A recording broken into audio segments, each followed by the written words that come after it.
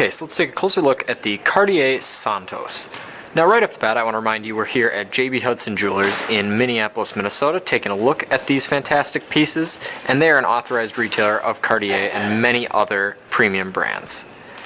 So right off the bat, I'm going to go over kind of the history of the Cartier Santos, and it was originally created in 1904 for the famous aviator Alberto Santos Dumont, and it was actually one of the first available wristwatches, and this watch is actually, I mean, you could think of it as a pilot's watch, even though it doesn't really look like the modern interpretation of a pilot's watch, which were pretty much greatly inspired from World War II pilot's watches, but this watch definitely has kind of an aviation theme going on it. The screws around the dials remind me of rivets on an old aircraft, and I really, really like how it looks. So this watch is actually, in the new collection, is available in a variety of different like metal configurations and strap options. So there is a two-tone model, there's a solid gold model, which you see here, and a steel model. Now each of these metals comes in two different sizes. There's a medium size, which is 35.1 millimeters in diameter, and then a larger size, which you can see on the left here. This is the medium. The larger size is 39.8 millimeters in diameter. But each uses the same caliber 1847 MC movement, and this movement has 42 hours of power reserve. It's completely in-house. I think that the 42 hours of power reserve is actually quite low, probably. I tend to prefer watches that are above 48 hours, but 42 is fairly common, so I'm not going to criticize it too much.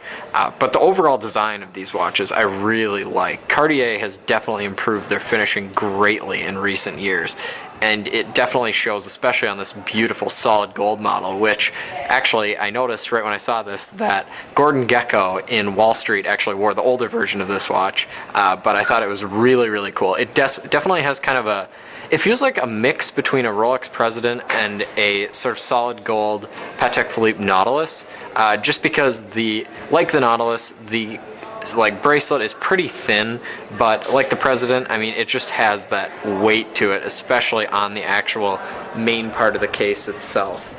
And I really like how it looks. I mean, it looks absolutely beautiful. The finishing, there's both brushed and polished surfaces all over the entirety of the watch, and I think it looks absolutely fantastic. So I'll zoom in on the dial so you can see the beautiful numerals there. I'll get the focus just right. And as you can see, the movement is ticking away perfectly smoothly. So now I'll move on to a wrist shot. And as I said, this watch actually comes in a variety of different strap options. So with each bracelet that you get, it's also available not on a bracelet if you want that.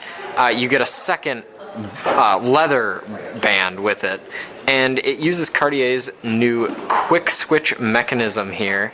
So what that is, it's kind of like on the new Hublots where you press in and then you can quickly change the strap. There's no actual spring bar to it. So I'll push in here and pull it out. It's very easy to do, very easy to change, and as you can see, the gold model actually comes with this alligator strap option here. So I'll put that on, and it just slides in. I'm gonna get the focus right, and it just slides in. Very easy to do. You don't really have to press hard at all. It's very nice and very convenient. So it gives a little bit more of a dressy look, as you can see there with the alligator strap. So I'll put the metal band back on now and try it on for a wrist shot. Alright.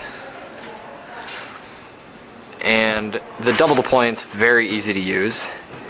It's very high quality as well, so I'll pop that on. Oops, wrong side. Okay. So the 39.8 millimeter case size, I really like it on my wrist. It looked good on most wrists. I'd say it actually wears a little bit larger than a probably around 40 millimeter watch. It probably wears more like a 45 just because of the actual length of the case, or height, I suppose. But I still think it would look good on most wrists. If you have a really small wrist, I think that the 35.1 would look just fine as well. So if you like this video, please remember to subscribe and share. Thank you.